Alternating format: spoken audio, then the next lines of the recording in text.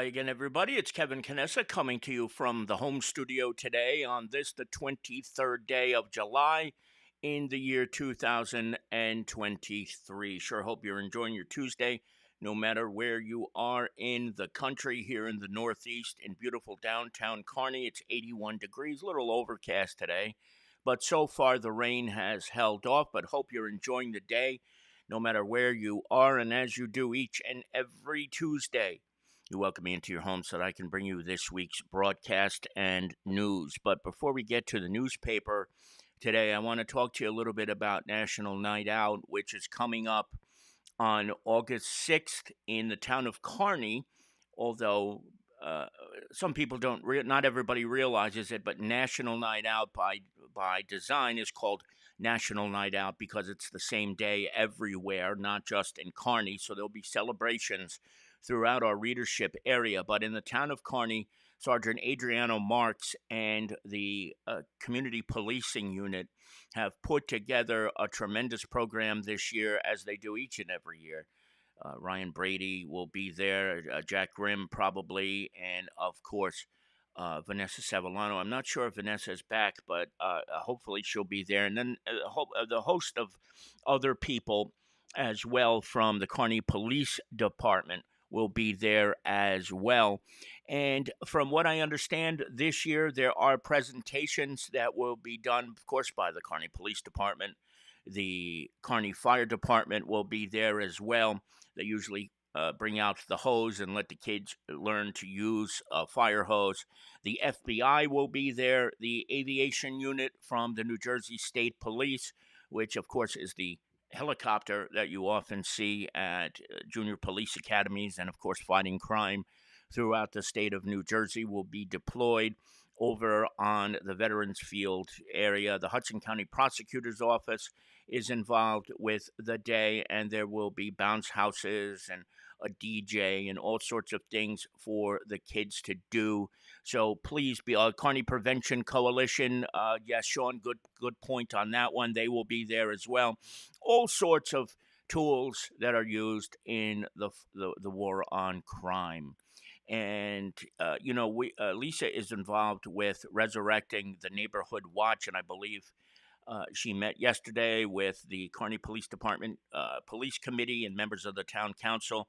And very soon you'll be hearing all about the resurrection of the Neighborhood Watch program to the town of Kearney. We had one in the 70s, but it has been dormant for a long time. And given the recent spate of crime and the break-ins and the ramming police cars and things of that nature, she got fed up with it, and she contacted the chief and the mayor and Councilman Jerry Facito, and the plans are well underway to bring back the Neighborhood Watch. But we'll be more about that later on, as it's in the planning process right now. But for National Night Out, a beautiful day it is, and that takes place on the 6th of August from 6 p.m. to 8 p.m. on Belgrove Drive between Afton Street and Bergen Avenue. So hopefully, if you don't have anything to do that day, get down there, even if it's for a little while. There'll be food as well, so you don't have to worry about dinner and things of that nature. And a great day, absolutely a great day each and every year. Adriano Marks, the sergeant who runs the CPU, continues to impress the things that he does. While this is all going on, the Junior Police Academy is starting soon. So the community-oriented policing unit in the town of Kearney is just among the best in the state of New Jersey, if not the best in the world. They do such a great job. Adriano has always run a great unit where he and Jack Grimm used to run it together. I don't think Jack is involved anymore, but I'll find out for sure and let you know. But over the years, they have done stellar work, and what they do with the Junior Police Academy is amazing. You see these kids who start off, I don't want to be here. By the end of the week, they want to come back for another week. So that'll give you an idea of just how hard they all work. Now, before we get into the news, I see a bunch of people in the chat room. Not everybody is chatting, but those who are. Mama Hearn is here. Mama June, good to see you. Marcelo Haranga is here from Harrison. Sean McDonald, one of my oldest and dearest friends in the world. Carol Manley is here as well. Carol is, of course, June's beautiful daughter who was born on the greatest date in the calendar year, September 21st. I only know that because we share a birthday. She is indeed my birthday sister. So good to see everybody here. Now, before we get into the news, I just wanted to bring this up one more time. Did you see this yesterday, this fire on Route 3 in Clifton? My goodness, what an awful, awful blaze this was. And from what I understand, they say that this didn't, Route 3 was closed eastbound as of 5 o'clock this morning. The plan was to open it up at 5 o'clock. I haven't heard anything to the contrary to say that it didn't reopen, but what an inferno this was. A truck hit the retainer wall, and unfortunately, the driver of the truck was killed. As you can see, you see that type of explosion. There is no way that anybody was going to survive that. The retainer wall collapsed. The siding of the homes nearby were in a terrible, terrible situation. It was melting off of the sides of the houses, but the driver of that truck, who I believe was from Linden, lost his life in that tragedy. Sean tells us it's open up again, which is in and of itself a miracle that those temperatures didn't melt away the roadway, or there wasn't any significant damage to the roadway. But as Steph Schultz is saying, a traffic nightmare yesterday. I can't even imagine, Steph, how bad that had to be yesterday. If you were caught in it, I'm sorry that you had to deal with that. My sincerest apologies. And Marcelo has moved to Kearney. We have something in common again, Marcelo. I just moved back to Kearney a month and a week ago, so I'm glad to hear that. I'm sorry I didn't realize that, and I should have known better that you moved back to the town of Kearney. Welcome to the town of Kearney. We love Kearney people, obviously, because we are Kearney people. So that terrible fire yesterday out of the way, not to belittle it at all, just a tragedy that a life was lost in that terrible fire. So we also welcome in Barbara Condon, who is here with us. And my goodness, Rue Edwards Conklin, who I have not seen face to face probably since 1993 or 1994. Rue used to work with my mother at Square Parking in Jersey City a long, long time ago. And whenever I would visit in the office, Rue was there. I love her. She's, that place closed down in 1997, but Rue has kept in touch with my mother, and it's great to see her on the air. And Tony Marinaro is also with us here. Good to see you, brother. The Mets have given us hope. They won again yesterday. They are only 3 games out of the top wild card spot, which, if you think about it, is obscene. Because if they find a way to get that top wild card spot, that means they have at least 3 home games, if not more, in that opening round. Who would have ever thought there would be a playoff game potentially played at Citi Field in this season? Let's just hope they keep it up, and hopefully the Yankees will get their act together at some point in time, because they certainly haven't over the last, 32 games or so. So the front page, Tony, good to see you, brother. Always a pleasure. On the front page this week, prayers answered. Just a little play on the fact that the church on Oakwood Avenue that I mislabeled earlier, the Oakwood Baptist Church, I don't know how the hell I got that in my head. It was a former Lutheran church, has been purchased by the town of Kearney. They paid a significant sum of money, and it will become a community recreation center. Now, I want to tell you a little bit about the name of the place first, because the community center will not necessarily be a recreation center per se. Stephanie Comp joining us as well. Congratulations to Stephanie and the girls of the KGC cheerleading team. They were honored at the council meeting on Tuesday of last week. Congratulations to all of the girls. They went up to Hawaii, I believe, and did great stuff. And Steph, I know it's taken a while, but our Jason Bernstein, our sports reporter, will be contacting somebody soon to do finally do a recap. I'm sorry it's taken as long as it has, but sometimes we have to wait till we get into the summer. When things slow down a little bit, it'll be perfect that the girls get the attention that they so deserve. But back to this. You heard me say a community recreation center. There's a reason why the word recreation has to be in the name of the place. It's really going to be a community center.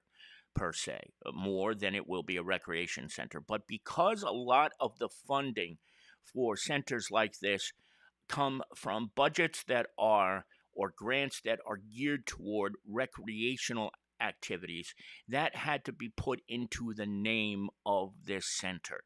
But I don't want to give you delusions here, because what you're going to see are meeting spaces, places for things like meetings, places for things like yoga classes and Zumba classes, cooking classes, things of that nature. But not you're not what you're not going to see are soccer courts or basketball hoops or things of that nature. That's just not going to that's not in the cards right now. And I had a chance last week to take a tour of this incredible structure. By the way, it really is. It's very deceptive. Our offices used to be contiguous with that church when the Observer office was on Kearney Avenue, and I got to tell you, it's a deceivingly large space where there are so many rooms available that it's not even funny. There could be a dozen or more things going on at the same time once they begin the renovation process, which will be coming up in the coming months. It's not a rushed project either, and it's going to happen in stages. So you may not see a final product at this community center until maybe 4 or 5 years from now. But what they're going to do is do it in stages, and by doing it in stages, each and every year they're going to be able to apply for more grants to pay for the renovations and the additions and the subtractions and the renewal of the property. So you're going to have to be patient, folks. Let's just put it that way. But when all is said and done, it is going to be incredible when all is finished. It really is. And if you've ever seen that church, I don't have a picture of it on the front page this week, but we did last year. We had an aerial shot of it. It's a gorgeous structure. The gatehouse in the front, and it's going to retain its historical charm. And I'm going to tell you one other thing about Steve Marks, who is working on this project, who was spearheading this project. Steve Marks has worked a bunch in this type of work before. When he was in the city of Hoboken, he spearheaded the expansion of the Hudson Bergen Light Rail project. So he is so well equipped to do a project of this enormity that I am absolutely confident is going to turn out to be a fantastic addition to this town.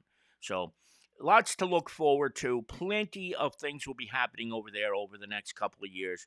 And I'm sure that once all is said and done, it is going to be great. Anything being done at the rec center about parking? Barbara, for those of you who are unfamiliar with this area, there are, I believe, Steve said 22 parking spaces, or approximately. It's an approximate number behind the church and behind the real estate agency that's over there. I believe the agency has 10 of the spots, the rest belong to the town now. And what the idea is that there will be off-street parking for events that take place there. And then the idea will also be that when it's not being used, that perhaps residents will be able to park there. I'm not sure if they're going to do it with a lottery system or how they're actually going to handle that, but that is still in the works. And there is a committee that is planning all of this that the mayor and council have put together with Steve and the architect that will determine how that works. But it is certainly being thought about, and we will see how that all turns out once we get a little bit further on in the project. My friend Deborah Garcia is here. She said, my grandfather was baptized in that church in 1916. Deb, I'm glad you brought that up, because Steve Marks tells me that there are historical Bibles and books and records in the church that nobody is necessarily aware of who to give them to. There are things that the town won't be able to use.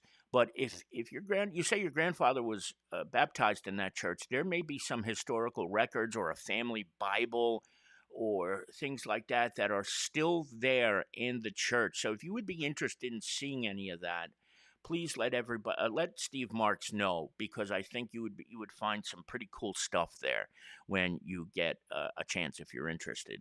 We also welcome John Jimkowski, who is visiting us from North Arlington. Good to see you, John. And of course, my dear uncle Mike Slane is here with us from all the way out in Carlsbad, California. Right now, Uncle, it is 81 degrees. It's a little bit overcast today, but hopefully it'll hold up for the Subway Series game today that I am pretty confident the Mets are going to win against the New York Yankees later today, 7 o'clock in the Boogie Down Bronx. So we'll see what happens there. Now, this story we had online, this guy was, this is another one of those bail reform stories. And speaking of which, if you haven't yet seen it, I did an incredible interview with Stephen Rogers, retired lieutenant from Nutley, on bail reform, juvenile justice, and the abhorrent way that the Secret Service handled the shooting with Trump. In case you just did not watch the news or hear the news today, the Secret Service director resigned today. Good riddance. You know, that was an abject failure at the attempted assassination of the former president, but she's moving on. But Steve Rogers and I had a chance to talk about that and juvenile justice and bail reform. So check that out if you get a chance. It's on our Facebook and our YouTube pages. Check those out. But speaking of bail reform, this is another case where it has failed. This guy was arrested for a shoplifting event in Lyndhurst last week. It was the ShopRite. So he gets out and he's starting to walk along New York Avenue up to Ridge Road, and he sees a woman and he grabs her rear end, and then he does it to another person in the town of Kearney. Now, let me tell you this. When he did the shoplifting, he was released on his own recognizance, because bail reform, you shoplift, that is like, go ahead, do it, because you're going to get out anyway the same day. And then when he got to Kearney, he grabbed another woman's rear end while he was in the town of Kearney. And then he was finally arrested on the warrants that were issued from the township of Lyndhurst, and then they put him behind bars. My guess is the guy's probably out now, because that's usually the case when there's something like this. But just another example of this cursed bail reform that has been an abject failure in the state of New Jersey and in many other states, as well, in this country. And the chat that Steve Rogers and I had was really blunt, and we really had a chance to touch on some great topics. I hope you'll check it out. The West Hudson Arts and Theater Company is having some outdoor performances of William Shakespeare here in town, and I believe in Hackensack as well. Brandy Lee Miller and the gang are working very hard. Linda DeIsa sent this to us. I hope you'll check it out. And if you are inclined to go, but maybe intimidated by William Shakespeare, as many people are for a myriad of reasons, they also do an explanation of the subtleties of Shakespeare before the performances. I think that's one of the greatest aspects of what does, the education portion. So if you feel maybe, I don't know, the old English and with the big words that I don't know what they mean, they do prepare you very, very well in advance. So check that out if you are so inclined, or looking for something to do. And they're also having picnic lunches at Arlington Depot Park, so that should be fun. Speaking of junior police academies, the Lyndhurst Police Department completed its 2024 academy. That's a group picture of the entire crew of youngsters who were involved, and then you see them running along with a police escort.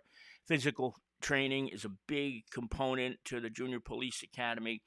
And as I had mentioned earlier, when I was giving you a little bit of a heads up on the one that's coming to Kearney, it's pretty remarkable. These kids go and they're sluggish. They don't want to be anywhere near the academy when they first go. That's not cool. It's early in the morning, and you got to get up early, and then they start yelling and screaming at you, and you got to do what they say. But by the week's end, these kids want to come back for more. And unlike many other towns, Lyndhurst allows the youngsters from between grades 5 to 8 to return if they've taken it in their younger days, and some of them really develop as great leaders. and Sergeant Steve Passamano and Lieutenant Paul Haggerty work so hard on this each and every year, and they really do a great job of finding kids who are going to become leaders, and they nurture it. They nurture it beautifully, and a lot of these kids will eventually go on to be police officers themselves. So check that out when you get a chance on page number 4. The Township of Nutley has established a sewer utility, so those bills for you, and if you live in Nutley, will come separately now from your tax bills. They used to come together, but this separate utility keeps that all separated now, and I'm sure that is something that Mayor Kelly and former Mayor Scarpelli were working very, very hard on. Indeed. Now, there's 3 sports stories this week, including the first female athlete from Nutley to wrestle in this major national tournament. Check those out. That's what Jason has for us, as he does each and every week. And of course, we have 2 pages of classifieds. If you're looking for a home, if you are looking for a job, there are apartments. Get ready to ante up and come up with like $100,000 to find a 1-bedroom, but you'll be able to get one nonetheless, because we have a whole bunch of them this week in this week's edition of The Observer. Now that's it. I want to thank each and every one of you for logging on today and joining me. I'm very, very grateful to all of you for that. I'm sure Lisa is as well. I know she's watching from the office, and I'll show you what she said. She said it early: stop cursing, Yankees. So I'll tell you what, they better get their butts in gear, because this season is going to be miserable if they don't. And my old friend Barbara Condon, it's so great to have you here. I love when you join us from the Adirondacks. We miss seeing you around town, and hope you're enjoying life in New York. And of course, birthday sister, thank you. Have a great day as well. Let's go Mets. And here's my buddy Bill Scarterfield. There he is. Let's see, let me get him on the air. Billy calls the Mets the Mutts. And that's always been our little fun thing that he's always said. But this is the first time. They're nowhere near the Phillies, Bill. Don't worry, I'm not worried about the Phillies. But at least they're giving us something to hang our hopes on. And when that happens, usually in the end, disappointment. Disappointment. All right, everybody. Enjoy the rest of your day. Billy, good to see you and everybody else. And we will see you back here 1 week from today, unless, of course, there is breaking news until then. Take care, everybody. Bye-bye.